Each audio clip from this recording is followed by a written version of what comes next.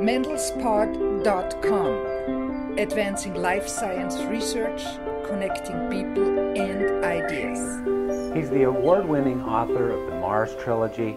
We're really happy to join Kim Stanley Robinson at his home here in Davis, California. Stan's latest book is 2312, set in a time when interplanetary travel between Mercury and Neptune takes just 16 days. Today's show is made possible by SA Depot, the world's largest cloud-based marketplace for research services. With SA Depot, you can easily find the perfect research service provider and manage your project from anywhere in the world. Thanks for having us over. Thank you, Theron. Good to have you here in Davis. So let's talk first about dates. Sure. This last novel was actually named after a date. How do you go about deciding on a date? Well, in this case, it was driven by the story itself. I wanted to have the story of a romance between someone from Mercury and someone from Saturn. So it needed to be far enough out in the future where it made sense for people to be living on or around those planets. And my joke was that the one from Mercury had a mercurial character and the one from Saturn had a saturnine character, and so it's an odd couple. So that shoved it out there further than I had ever gone before as a science fiction writer, because I've tended to be kind of near future in my focus. Mm-hmm. So this is the furthest out there. This is the furthest out, and it was I reckon that it was about maybe a century after the end of Blue Mars, which is my best known work, and goes out about 200 years. So this was, I shoved it out and picked a date along with my publisher, thinking that it was obvious it'd be 300 years from now. It's kind of provocative, because most science fiction is either Day After Tomorrow, or else it's a space opera that's thousands of years or whatever in the future.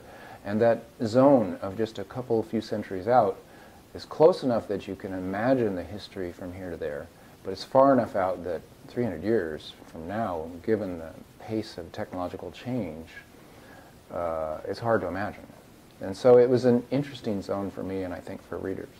Do you think that's part of your evolution as a sci-fi author?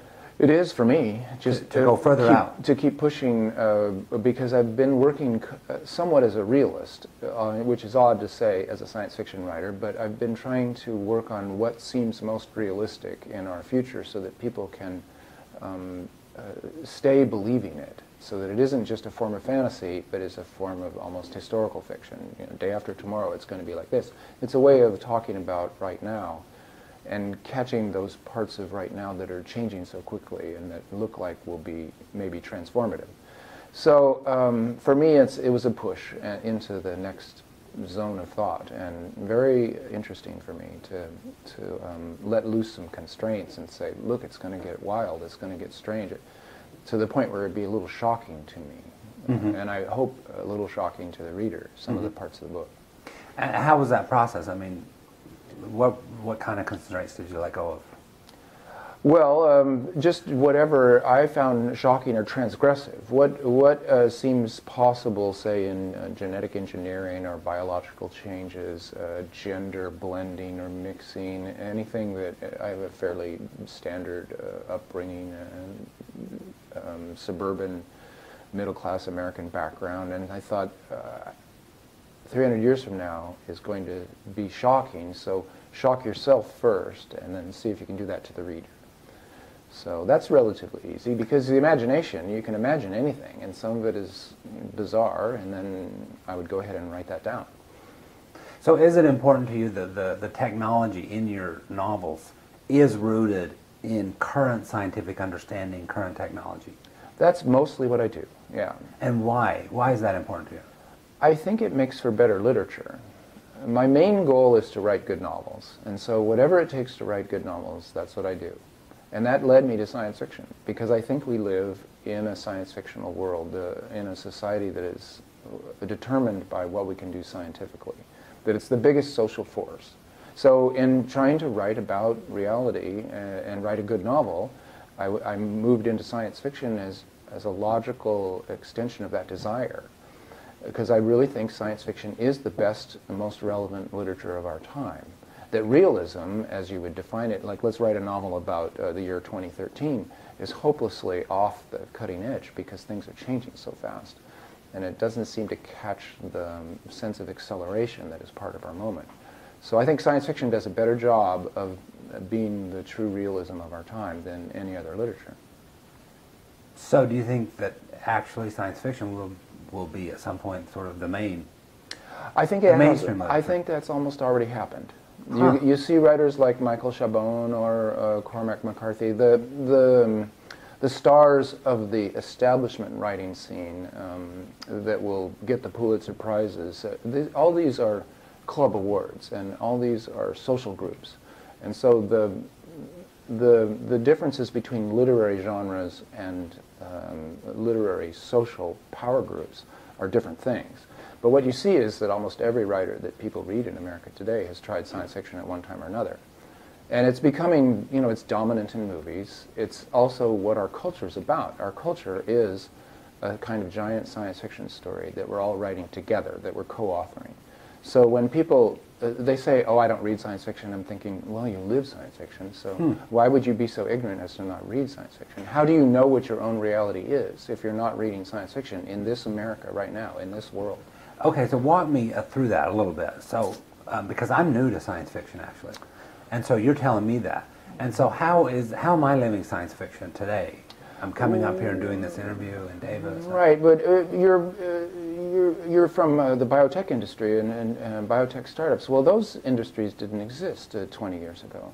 They were just barely being formulated, and what they're going to become is an arc that we can see happening, that we're in the middle of, and that you're helping to create. But what literature speaks to that most accurately? Well, it's a literature that, first of all, looks at science, pays attention to science, and then says, what can science do to us? And then goes from there. It's not very different from thinking about biotechnology itself. Here we've got these techniques of analysis and now of synthesis. What could we do to them to increase human health and happiness?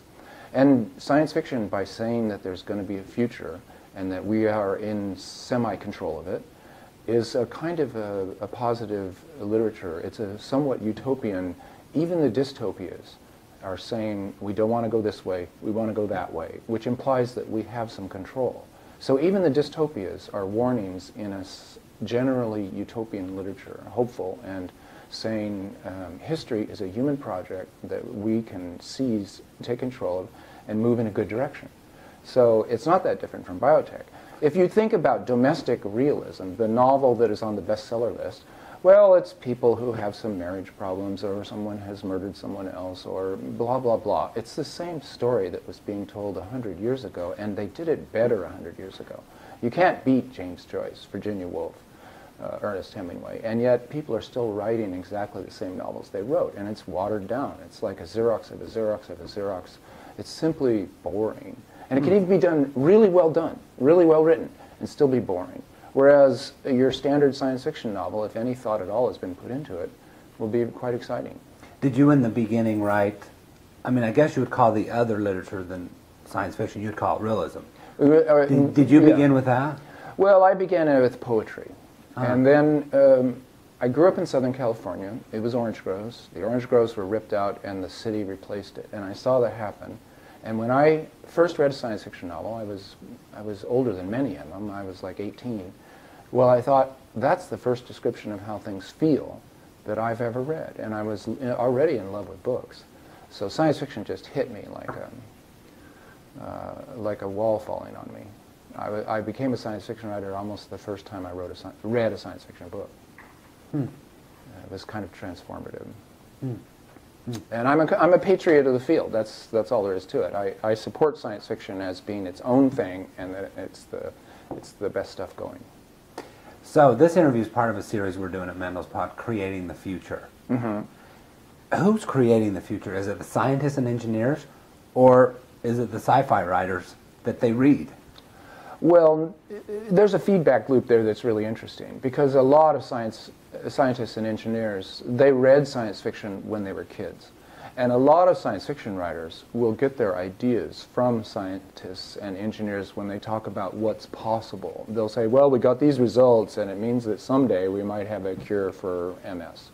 And so the science fiction writer will seize on that and say, oh, it's already done in this story. What are the ramifications? What does that lead to? And tell an interesting story. So the feedback loop is a little eccentric, because science fiction writers can immediately seize on scientists' work and finding. The scientists, they're kind of read science fiction when they're kids and teenagers. They get inspired. It's many decades later that their work comes to fruition. But there is a feedback loop. The best example I have that I think will resonate with people is H.G. Wells. He spent the second half of his career writing utopian novels that would describe how there'd be a better world. And it was usually a technocracy, a scientific meritocracy, where the people who were best educated were in control of humanity. And he wrote that story over and over again. Then World War II came, and in the aftermath of World War II, they had to reconstruct the world order. And the young, the mostly men and women who did it based on their notions of what H.G. Wells had instructed them in all these utopic novels. So Bretton Woods and the IMF, that's a scientific meritocracy trying to, and also the social safety net, the welfare state, another H.G. Wells idea. These were H.G. Wells ideas, then they become reality itself. So H.G. Wells, the writer, actually did create the future there. You see that? I see that he had a big influence, yes. So one of my favorite questions this year, I've been asking scientists and people in the industry, if scientists are really the new world rulers. I mean, you know, the Serge Brin, scientists and engineers, the George Charge, the Craig Venter, really seem to be having a lot more to do with the way our lives are actually shaped. Well, here's my reading of the situation. It's science versus capitalism. Because science does not rule the world, capitalism rules the world. And it's a residual of feudalism. There's still an intense power gradient, power and wealth, concentrated at the top in a pyramid-type system of a few people with much more power and money than the mass of humanity. And a lot of people suffering at the bottom of that system, like the serfs and peasants in the feudal order. We still have that. So that's a residual, which is feudalism liquefied and liquidified and made really powerful, and that's capitalism. On the other hand, there's science, which science and capitalism are like conjoined twins. They were born around the same time historically. They've used each other. They've grown. They've conquered the world together. But science started with medicine. It was always dedicated to trying to figure out what really is going on in the physical world and see if we can manipulate it better. And it has certain elements of egalitarianism. I mean, it too comes out of the guild system, out of the master-apprentice, and so it has its own history. The postdoc system. Yeah, it has a master-apprentice thing out of the guilds that is somewhat antique. But it also has a certain egalitarianism, that, like in H.G. Wells. You know, if you are smart, if you do well, you can rise in that system, and there's more ability to rise in science by, and it's also collaborative, and it's also always for human good, and it also has a sense of limits. So for scientists, the best thing is to have a project, like a lab, where you're a free agent and can do your own work. You can shoot past that success into administration, and suddenly you're not doing what you like to do anymore. In other words, you can be too successful in the sciences. But in capital, you know, the more money, the better, et cetera, et cetera. There's no sense of sufficiency or of adequacy or of what's it all about. It's just more is better, and more is not always better. So what I see in the world today is a fight over the legal system between forces of kind of feudal power and then forces of progressive health and welfare increase. What would a couple examples of that be? I mean, immediately I think of like the myriad patent thing that's going to the Supreme Court. Well, yes, there's very tight, the struggle goes on, freedom of information versus closed shop. I mean, what's interesting is that science would want to always publish results. It's an open system, it's a public system, whereas trade secrets are about keeping hold of even scientific information and holding on to it for yourself. So the battle is intense and is right in the midst of the legal system.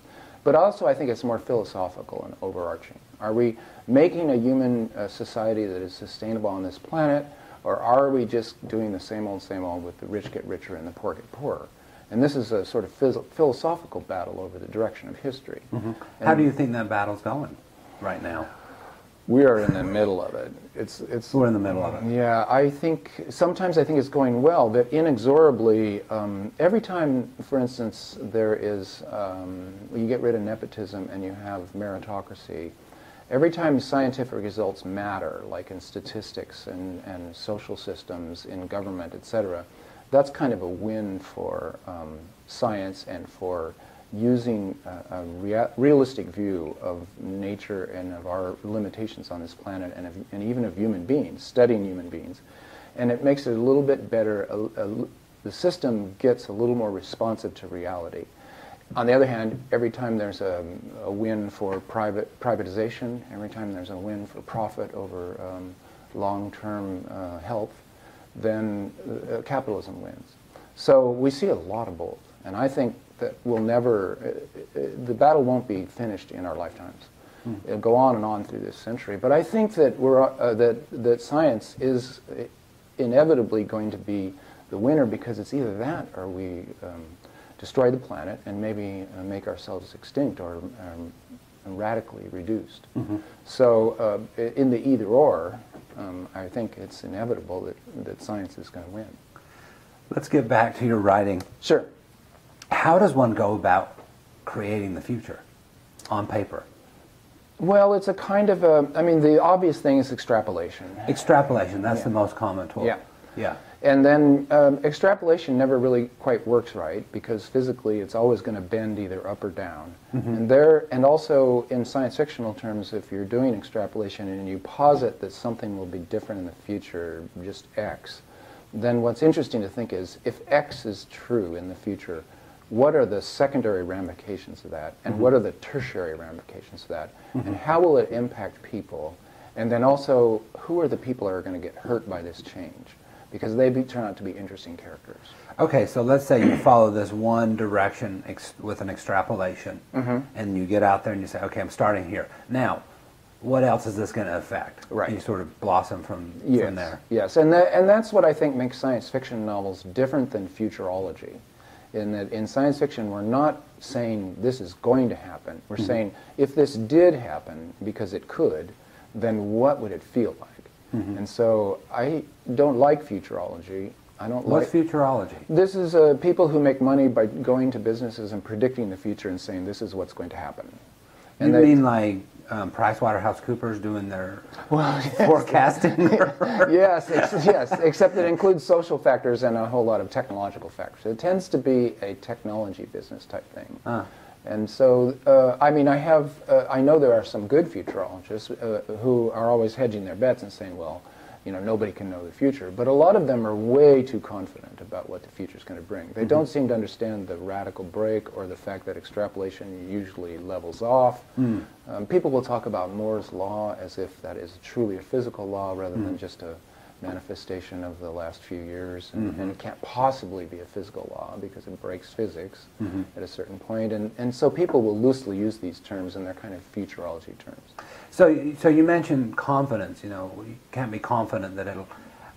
Where do you get your confidence in going out there and extrapolating and saying, yes, let's write that down? That's what's going to happen. Well, mostly I'm thinking, what is the most interesting story to tell? And also the future situation that I am going to write about, will it illuminate, like a flashlight pointing backwards, the current moment?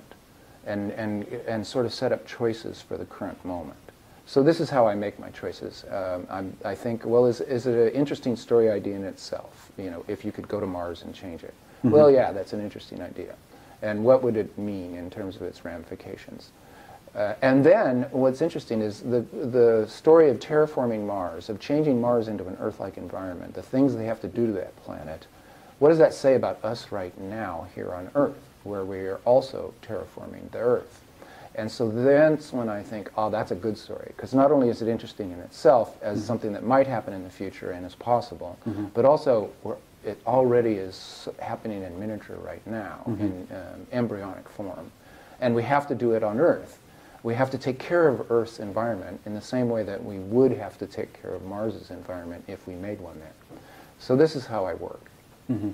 And you wrote about California at one point, right? I did, yeah. I wrote 3 different futures for California happening in the same spot to somewhat the same type of characters. Mm-hmm. And so you went from California out to Mars and now 2312, the whole solar system. Yeah. Right. So what does that do for you, with your writing? I mean, to take it further. Well, it creates problems on the one hand because it's less grounded, and I haven't been to Mars. I haven't been around the solar system, whereas when I write about Southern California, I've been there. I can use the details that writers traditionally use to create a realistic effect. So does that bother you that you haven't been out that far and you're writing about it? Yes. Or you loved it? Well, it has a little of both. It's not something I like about science fiction that I haven't been there myself. So after I finished the Mars books, I went to Antarctica. I wrote an Antarctic book. It felt really satisfying to be able to write something I'd really seen. So yeah, it is a little bit of an issue. And I like, one of the things that I did when I wrote my Mars books was I kept writing the Mars as if they were the High Sierra, because the High Sierra is somewhat like a terraformed Mars, at least in my mind. So I use what real experiences I have had to try to imagine these other places. Mm-hmm. You have such a great way of making it sound so real. I mean, not just with all the scientific detail and the technological detail, but you'll take truly crazy notions of the future and then just make casual statements, or your characters will make casual statements. I wrote down one, Swan, the main character in 2312, just before she leaves Mercury on the trip with Warham. He asks her if she travels, and she says, I traveled the system enough when I was young. And that sounded like, I backpacked in Europe when I was young. I've been there, done that. Yeah. And so, what other things do you do to make it so real? Well, it's character-based. I really think that fiction only works when you are reading about characters that you care about. So traditionally, science fiction has been the literature of ideas, where it's really these cosmic ideas, Arthur C. Clarke, Stapleton, Olaf Stapleton. These are, the characters are kind of anonymous. Sometimes they're even deliberately presented as the Doctor rather than being named. That's an old... Almost like allegory. Yeah, they fill in their spaces and then they end up talking about these big cosmic philosophical ideas. And I love that science fiction, and some of it is quite beautiful, like prose poems. But for me, the novel is typically about characters. So what you need to do is focus in on the characters, and how would they be in these situations? They would be different but the same, and this is that strangeness of science fiction, different but the same. So there's the new stuff that is different, but human beings, with our DNA, with our brains, with the way that we grow up as primates, there's going to be a lot of similarities between now and 300 years from now, or I just finished a novel set in the Ice Age, and so I had Paleolithic people, and there's going to be similarities that are just the human being is back the human in the being. past Ice Age or a future one? Past Ice Age, I did. Oh, yeah, I reversed direction most recently, and so this year's book, in terms of what comes out, will be set in 32,000 years ago in Europe with the cave painters. This is your new... The next one, yeah. The next one. Yeah. You finished it, it's not out I yet. finished it, yeah, it's not out. How much time do you spend keeping up with the latest science? Well, quite a bit. I'm helped by science news and by the internet and the various sites that tell me what's going on. Science News, a periodical that's been out for 50 or 60 years, comes every 2 weeks, and it tries to tell you what's going on in the field. The news, but also... So you make sure to digest that? Yeah. I've done that for 35 years, and that has given me scientific literacy and a general sense of what's going on. And then for my projects, I do more research. I call scientists I know, I ask them questions. I'm really excited right now because the novel that I'm just starting, I'm going to go down to Mountain View to NASA Ames, and there'll be a group of scientists. One of them there is a friend, and he organizes a little lunch seminar for me. I can go, I can ask questions, because it's another space novel. They can answer my questions and give me ideas. It's really exciting. it's some of the most fun part of the work, because scientists are often really enthusiastic about their work. They're just maniacs for their work. It's beautiful because they have enthusiasm, which is, you know, filled with God. I think that it's a kind of religious devotion to reality, that scientists study reality the way that religious people would worship whatever they're worshiping. That for the scientific mind, it is a kind of a devotional, because that's why they spend, you know, 80 hours a week studying something that everybody else would think would be a rather minor point. Yeah. But it's their point, and it's their point of entry to the whole cosmic mystery. And yeah, I mean, we're named after Mendel, right? And he was the monk and then the scientist. Yeah, yeah. And the two were, they fitted together with him, and I think that's very often true. Lately, I've read a few blogs, you know, saying that science is too much like a religion. Those demigods in there, and they control this, and we can take it too seriously. Maybe the scientific method too seriously. Well, what I like is that you could maybe say that there's science could be Catholic or Protestant, and Protestant, that anybody can do science. You can become a citizen scientist. The scientific method is open to anybody, and it doesn't want to be esoteric or difficult. It wants to be as simple as possible. And it's just that reality is complex and difficult, and so science has to follow that. But it doesn't try to hide. It doesn't have a jargon. It doesn't have secrets that you have to get into.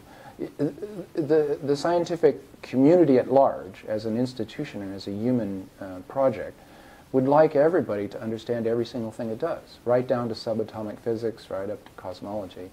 The attempt is to be transparent and plain, and anybody can enter it, and if you want, and if you can make your way into it, you can understand it to the level of your own understanding, because nobody's trying to hide anything. So I think science is kind of, it's not like a religion in that, oh, you have to come to the scientist in order to get the secret. You can get it yourself. It's there in the abstracts. It's kind of cool. Every scientific article attempts in the first 100 words to tell you what this article is going to tell you. And then if you are interested, you can go into more detail. The whole methodology, also the scientific method keeps changing and improving. And it had a bad moment of hubris after World War II. Because really the scientists won World War II for the Allied forces. Penicillin, radar, the atom bomb. Manhattan Project, yeah. So after the war, there was this moment of, you know, these guys, the whole scientific community went a little bit overboard. That's when you get DDT sprayed in the streets of the suburbs, and, you know, unconstrained. And it was arrogance of hubris. They thought they could do anything. But since then, the radical not failures of science to protect the human community from some of the results of science have caused a huge amount of revision in the method itself. And so this is part of the science versus capitalism battle of safety versus profit. But the scientific method has gotten much more recursive, much more fail-safe oriented, and much more modest. I don't think there would be scientists saying now we can solve all humanity's problems. They'll say, look, we need everybody on board, et cetera, et cetera.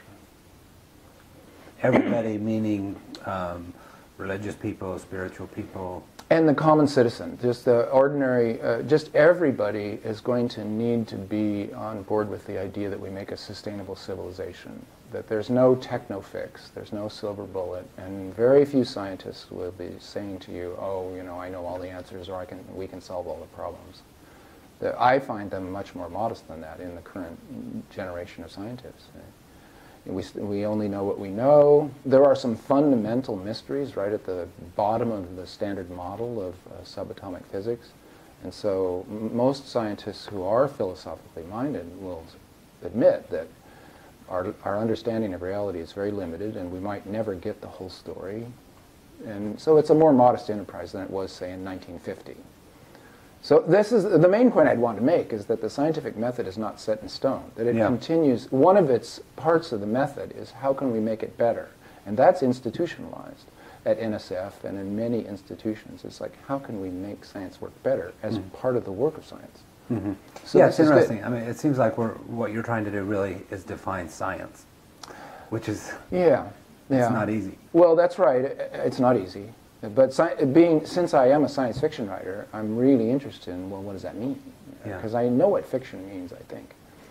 And science is bigger and, well, not bigger, but more difficult to define and more in flux. Because the methods of the novel were established in the, the 18th century, and they have not changed. Yeah. You tell stories by telling things that happen to characters, and all of the postmodern improvements in fiction were all done by 1760. It's amazing, but true. So, so in a way, fiction is a steady instrument, whereas science has been evolving. Interesting. That helps me understand your novels better, I think. That you think of fiction as the steady thing, actually. Mm-hmm. That's kind of what anchors you, and then you let the science go. That's right. Or what reality is, you let that go. Yeah, that's right. That's right. Because there's been, I mean, the techniques of the novel, although it's a beautiful art form, are relatively fixed. There's not much else you can do, and it's a big, wide palette of choices formally. Like, do I do first person? Do I do third person? Do I write the story backwards in time, or do I just keep it chronological? Mm-hmm. There's a lot of choices to be made. Yeah. The novel is a really versatile and capacious form. But science is this big, evolving, philosophical, social project that's changing the planet and changing even human beings. So it's something that the novel can look at. What role does the novelist or the novel play in this evolving science?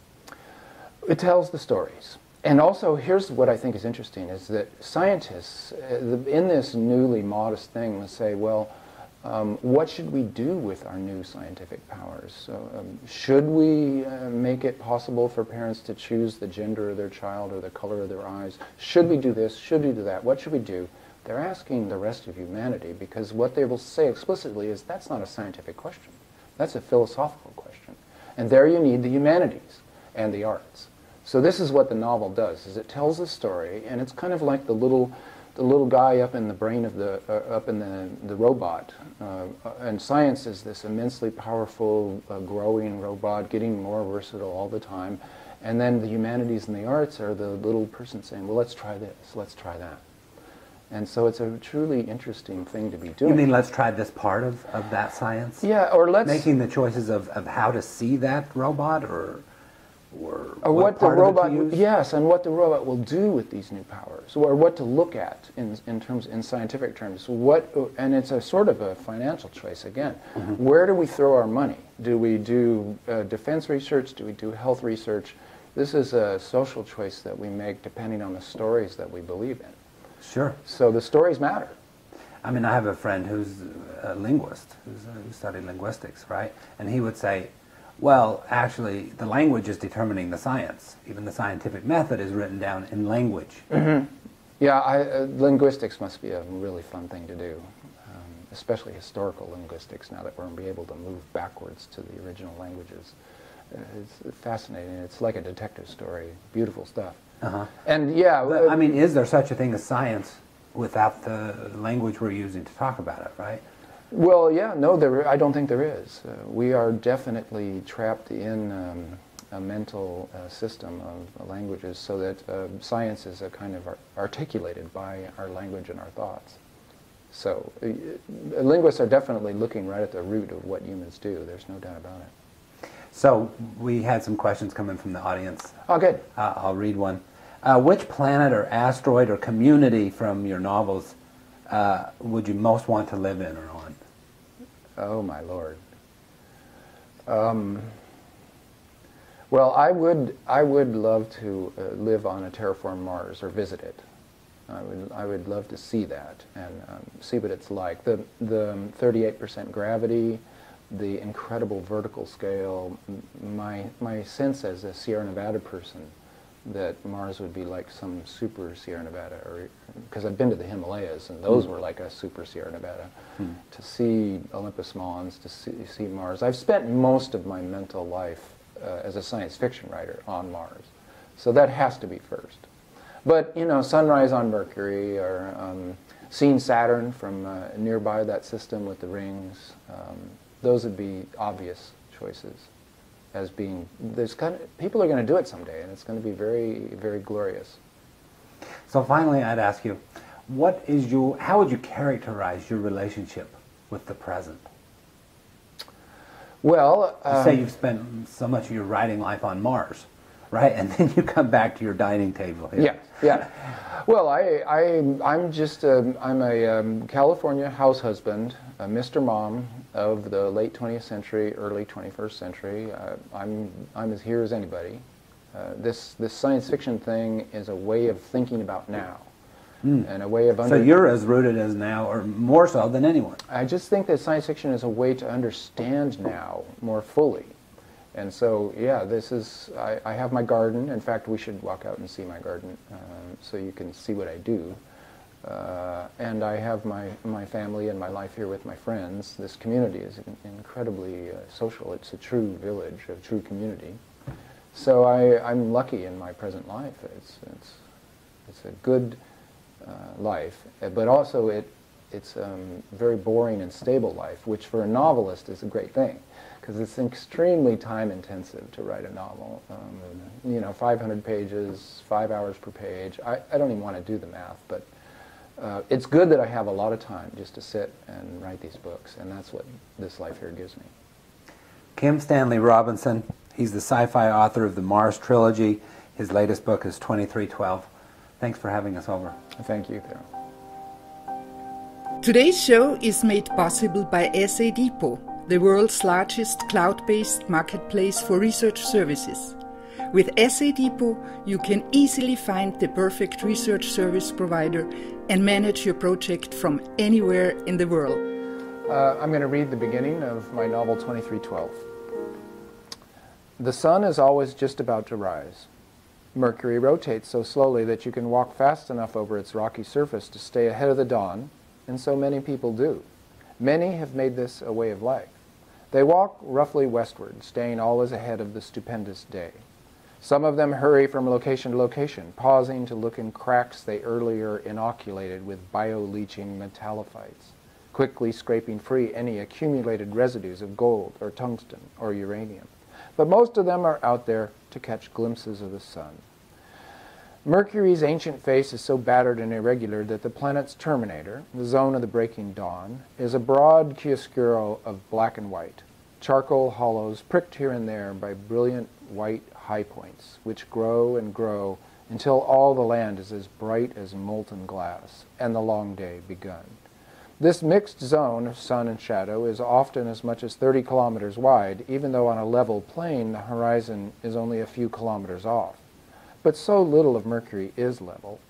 All the old bangs are still there, and some of them long cliffs from when the planet first cooled and shrank. In a landscape so rumpled, the light can suddenly jump the eastern horizon and leap west to strike some distant prominence. Everyone walking the land has to attend to this possibility, know when and where the longest sun reaches occur, and where they can run for shade if they happen to be caught out. Or if they stay on purpose, because many of them pause in their walkabouts on certain cliffs and crater rims, at places marked by stupas or cairns. The sunwalkers stand by these, facing east, waiting. The horizon they watch is black space over black rock. The super-thin neon argon atmosphere, created by sunlight smashing rock, holds only the faintest pre-dawn glow. But the sunwalkers know the time, and so they wait and watch until a flick of orange fire dolphins over the horizon, and their blood leaps inside them. More brief banners follow, flicking up, arcing in loops, breaking off and floating free in the sky. Star, oh star, about to break on them. Already their faceplates have darkened and polarized to protect their eyes. The orange banners diverge left and right from the point of first appearance, as if a fire set just over the horizon is spreading north and south. Then a bit of the photosphere, the actual surface of the sun, blinks and stays, spills slowly to the sides. Depending on the filters deployed in one's faceplate, the star's actual surface can appear as anything from a blue maelstrom to an orange pulsing mass to a simple white circle. The spill to left and right keeps spreading, farther than seems possible, until it is very obvious one stands on a pebble next to a star. Time to turn and run. But by the time some of the sunwalkers manage to jerk themselves free, they are stunned, trip and fall, get up, and dash west in a panic like no other. Before that, one last look at sunrise on Mercury. Most of the sunwalkers over time try all the various viewing filters and then make choices to suit themselves. Particular filters or sequences of filters become forms of worship, rituals, either personal or shared. It's very easy to get lost in these rituals. As the sunwalkers stand on their points and watch, it's not uncommon for devotees to become entranced by something in the sight, some pattern never seen before, something in the pulse and flow that snags the mind. Suddenly the sizzle of the fiery cilia becomes audible, a turbulent roaring. That's your own blood rushing through your ears, but in those moments it sounds just like the sun burning. And so people stay too long. Some have their retinas burned, some are blinded, others are killed outright, betrayed by an overwhelmed spacesuit. Some are cooked in groups of a dozen or more. Do you imagine that they must have been fools? Do you think you would never make such a mistake? Don't you be so sure. Really, you have no idea. It's like nothing you've ever seen. You may think you are inured, that nothing outside the mind can really interest you anymore, as sophisticated and knowledgeable as you are. But you would be wrong. You are a creature of the sun. The beauty and terror of it seen from so close can empty any mind, thrust anyone into a trance. It's like seeing the face of God, some people say. And it is true that the sun powers all living creatures in the solar system, and in that sense, it is our God. The sight of it can strike thought clean out of your head. People seek it out precisely for that.